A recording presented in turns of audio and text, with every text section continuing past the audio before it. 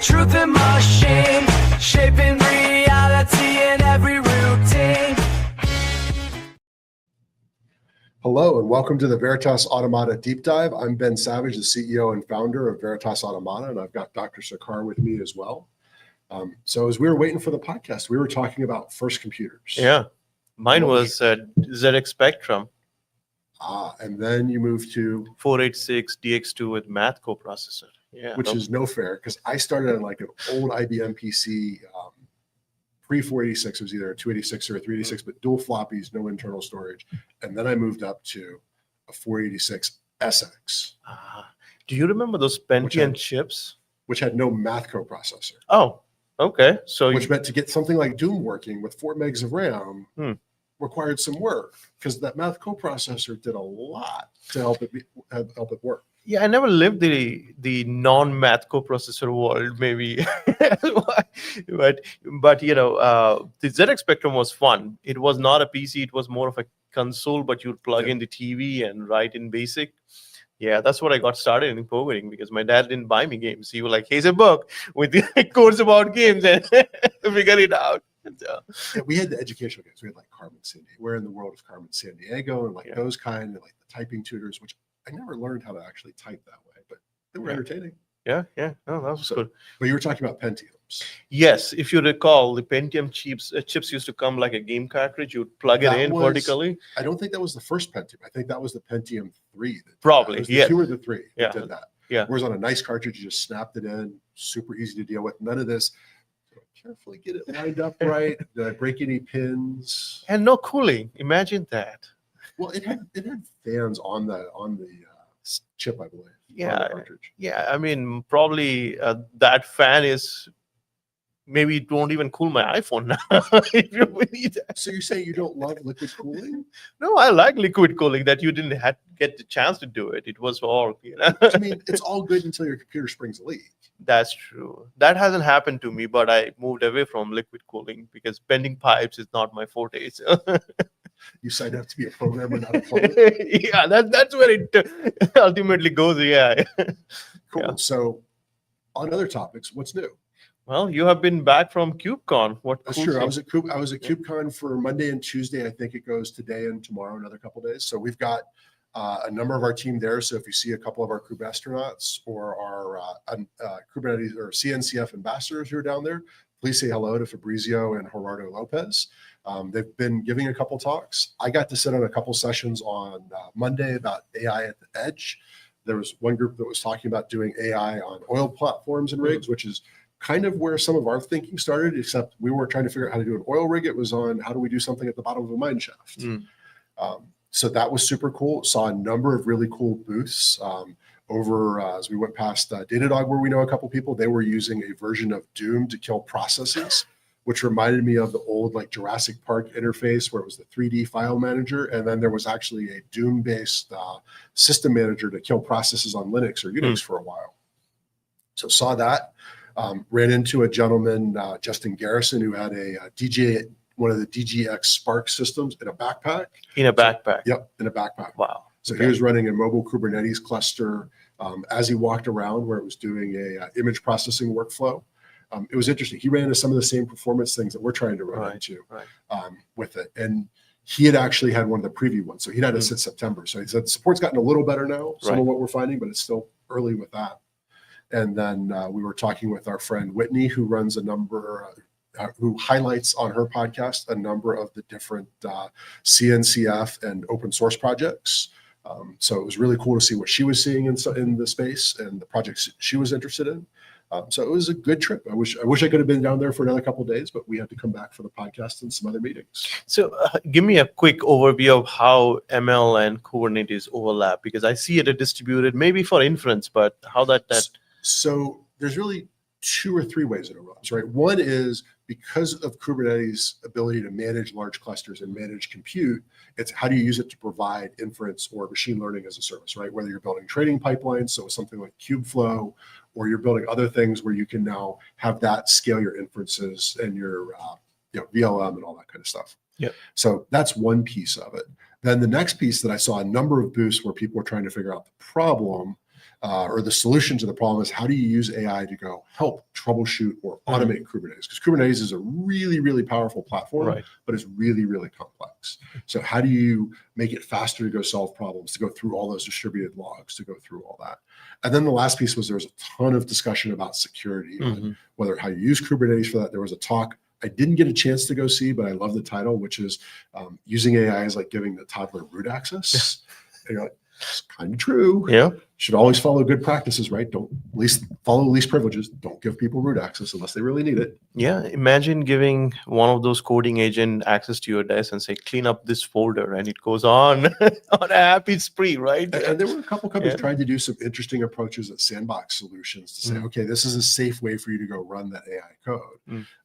Because that's the one thing I think we're probably all a little cavalier with this, with tools like Cursor or any of these, Claude Code or any of these AI tools. We're letting it run untrusted code that it's generated on our somewhat trusted system.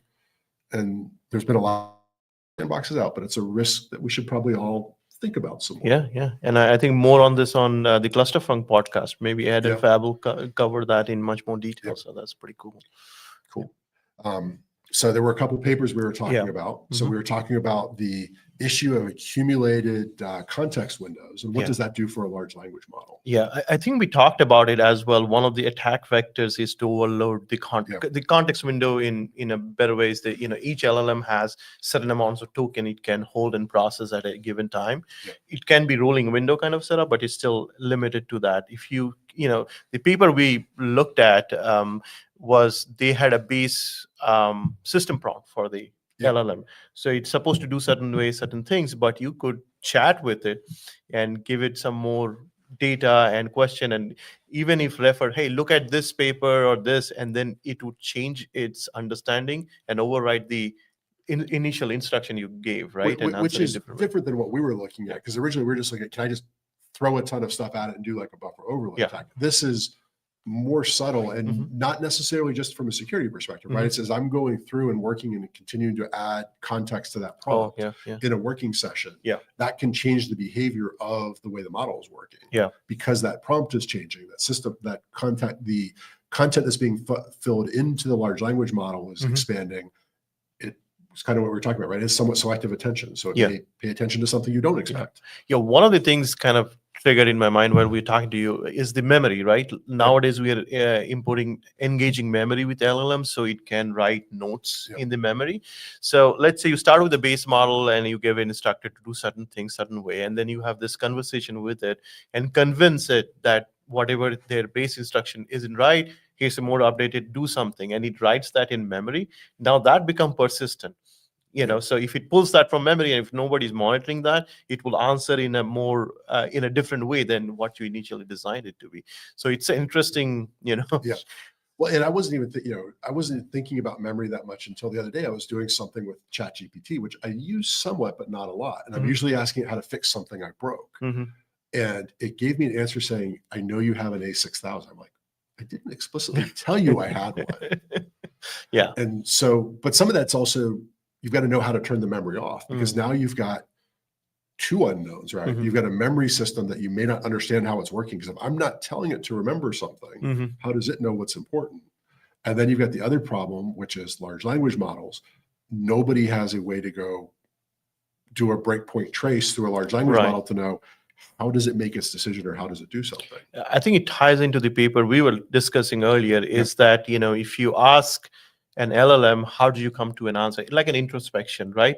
So so this is a different paper that came out of Anthropic. This is the second paper that we're talking about. Right. So it was very interesting because, you ask them, hey, make a decision on this and also tell me the reason or your confidence around it. So it spits out something, but per the paper, it's not reliable, or it may completely make up the reasoning and may not have followed the same chain of thought to arrive to that decision, right?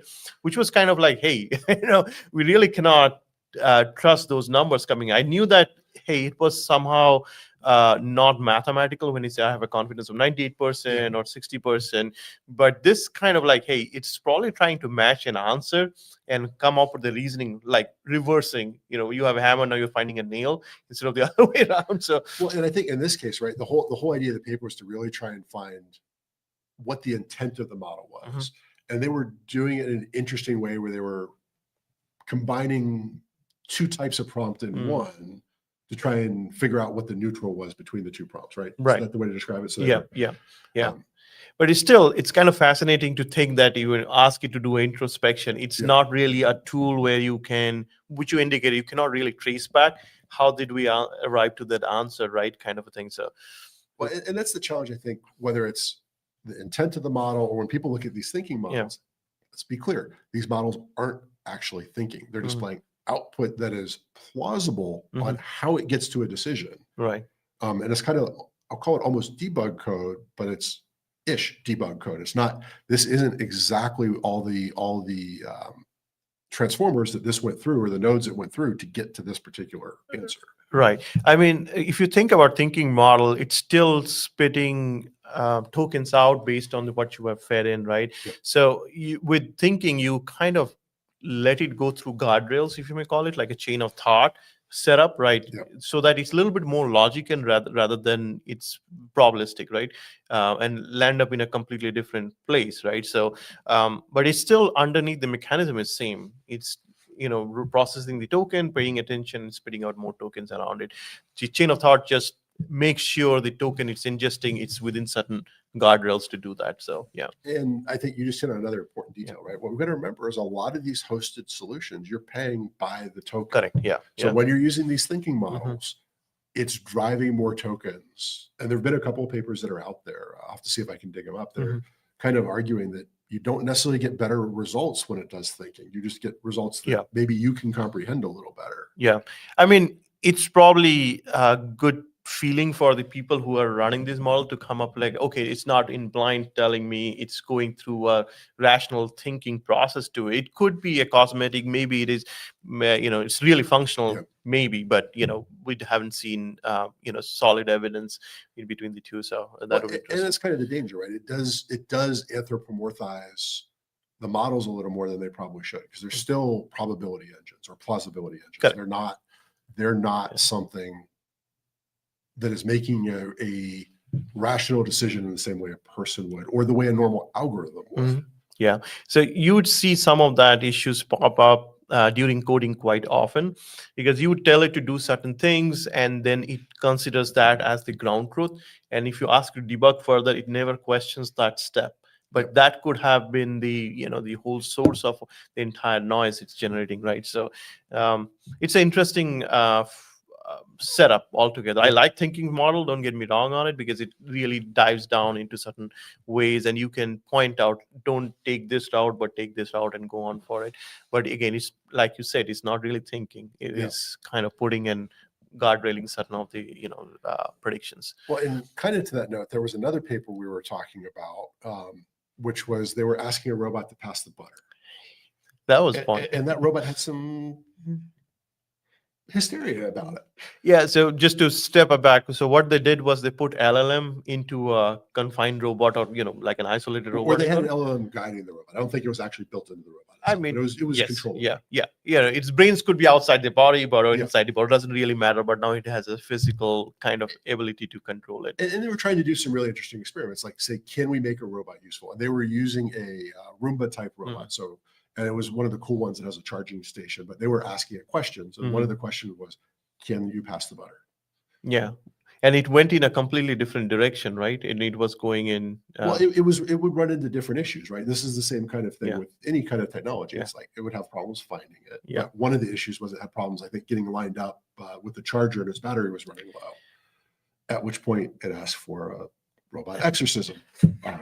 And had some other challenges, but this brought the real question that you and I were asking. And I started to go into the actual paper itself, not just the article, and I didn't have a chance to get through it. But what were the prompts they used to drive the behavior? Because things like personality are driven by the prompts or the model that was used. Yeah, I cannot do that, Dave, kind of a thing came out of that. Yeah. Kind of tells me that now, like in LLM, you can say, take the person of this, and it starts to respond. Given the situation that it's embodying a robot, maybe it gravitated towards that persona and started mimicking and pulling dialogues from its memory. As a robot, how should I behave? It's true. But then if it's pulling from that, shouldn't it also be pulling from Isaac Asimov laws about, a robot shouldn't harm people and all that stuff? It depends on what statistically, which has more, material out there. Are people more fascinated, or do they have more memes around? I cannot do that, Dave versus Asimov's laws. Or do you just let it watch the Terminator on repeat? There you go. Have you ever heard of a movie called Screamers? No, but I think I heard it. But So it's an older movie. I Okay. believe it's based off a Heinlein novel called We Can Rebuild You, maybe. I don't remember the original Okay. book it's based off of. The movie has Peter Weller in it. It Mhm. takes place in the future, and they've built these AI-enabled robots or Mhm. drones that are fighting each other, except the drones get more and more advanced, and the drones keep fighting the war, leading to some challenges for the humans. And I won't give any more away, but okay. it's an interesting perspective as we start to. So the robots from both the teams were fighting each other, and the humans were just laid back, or Well, not laid back, but it may not end well for the humans as well. okay. No worry. Isn't it kind of similar to robots playing the game Go or chess against each other? And instead of physically destroying stuff, you are Yeah. logically, removing pieces from the board. I mean, it's true, but there's also more risk for the humans in some of these scenarios. okay, all right. So, but back to the butter robot, I Yeah. think it's a really interesting idea, particularly as you start to see, and one of the things we've talked about that we're working on is some work with some of the Isaac and the foundational models Right. for training. Mhm. But that's usually from an instruction perspective, and this is how do you communicate to the robot to go Mhm. give it instructions so that it knows a task. Mhm. And so I think this does show there's going to be some interesting challenges as you figure out how to go do some of that. 'Cause there's a mix of conventional machine learning, so it recognizes something, but Right. also how do you help it figure out context for a person?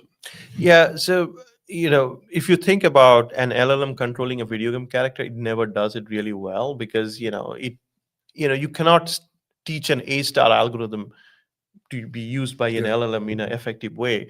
But if there's an agentic setup where it is using tools to do some of these things, for example, a vacuum cleaner robot which finds its home base, it has built-in mechanisms, is doing beacon or QR reading or even, like Or localization, Slam. You can use Slam. There's a Slam bunch of to different do ways. it. So they are not text-based saying, "Oh, go left, go right," or something like that, right? Yeah. It's very hard coded into the navigation piece of it. So, LLM is great, like at an abstract level, but as you start to go on execution level, I think the traditional ML or traditional models or even algorithms or equations start to make more sense. Well, but I think it's going to be a reoccurring problem. How do you build the interface to go do that? How do you speed up the training? Yeah.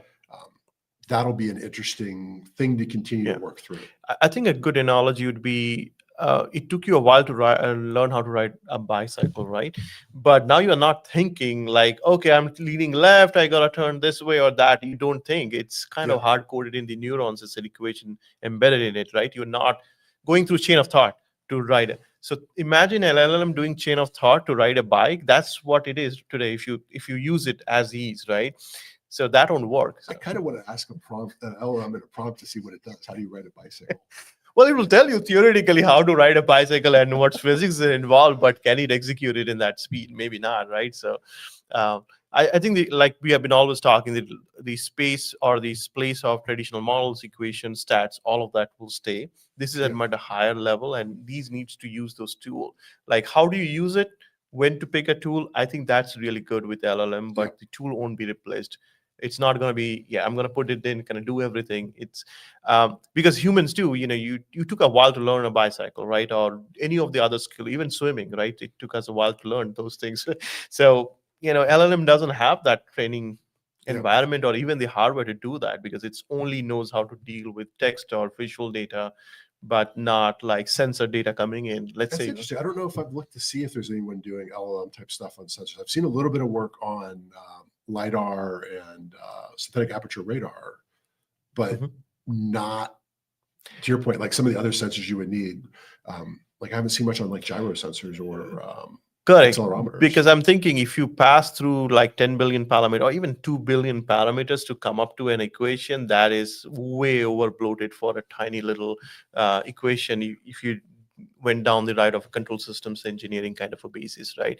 But I think we've seen some papers on forecasting, traditional Yep. forecasting using LLM, which kind of makes sense because it's a series data and you are trying to Well, predict a and trend there's some around it. specialized models. Like I know IBM has a series of Right. models. There's a couple that have some specialized models on time series LLMs. Yeah. I can see that happen quite a bit in time series, and it would be actually very useful because you can then bring in unstructured, like a random event or a viral tweet, and then build a correlation with it much faster because it understands the meaning rather than just so most of the traditional forecasting model, it doesn't understand. It's a flag for it, and it's just trying to find a statistical correlation between the two.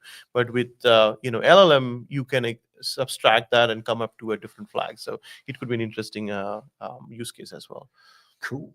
Well, as we get to, now that we're done with the papers, let's talk about, we've been still continuing to do some work with the DGX Spark. You and I were trying to get a really cool video model up, Holocene, which is supposed to let you do like multi-shot scenes in one prompt. And we failed miserably, not because the library is flawed, but because we're too early and not all the libraries have been compiled for ARM. Because I ran into the same problem trying to run it on a Mac, and there are just some things that don't compile well for it. I mean, besides the compiling, it probably did compile on it, but the optimizations are not there to use the full benefit of the hardware. I think that's where the problem is with. I was getting a seg fault in both, so I think honestly there was a driver that wasn't cross compiling correctly. Probably, yeah. And back into it. Yeah. But we did start to do, so all of this has gotten us thinking that we had done some tests that we showed the other week using Ollama, and we were starting to look at what are some of the other inference engines that are out there, right? Because Ollama is one that people think about, but there's LM Studio, there's VLM, there's Llama CPP. Llama CPP just in the last couple of weeks has introduced a new version with a nice web interface as well. So we started some experiments with VLLM. And I think you had some good results on some boxes, and we had some other boxes where it just went, nope. Yeah. So A6, any of these, the machines which have been around, like the A6000, 4090, even the Macs, right? No, I didn't get it to run on the Mac. It was having a cross compilation issue. It was the ARM. So it ran on 4090 and A6000 beautifully, and it works well. But on the Spark, what I found out this last week's update, they don't have a supported library yet, but it's NVIDIA provided as a Docker. So you have to set up the Docker with the GPU pass through, then the VLLM will run. So I think we kind of like, okay, we're going to pause that and look at Llama CPP. Well, and part of the intent, to be clear for is we're looking for a framework that we can use to go run on all these different systems so we can start to understand what some of the real performance system issues are by running the same inference engine and the same models in different scenarios to go, okay, if I go put it on this hardware, what happens? If I put it on this hardware, what happens? I think the second stage to that I would add is we are also testing out different models at different quantization level and also use case. Some of the things we are building right now is multimodal. Is this machine good with this model on a multimodal kind of a problem or compared to images, for example? Or good enough, I guess maybe is the right term. Right? Can we get enough performance from the system? Correct. That would help us kind of recommend systems based on the use case business has, because that's important. Throwing an H100 on every problem is easy, but it's not cost effective. It's entertaining.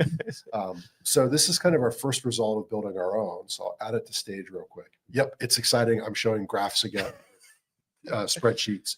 But what we did, let me go find where the right window is. Always helps when I can remember how to drive my own computer. There we go. So if we go to the top, what we see is across the top is what are the averages by the different systems. So we've got the Spark, the A6000, the 4090, and the M3 Max.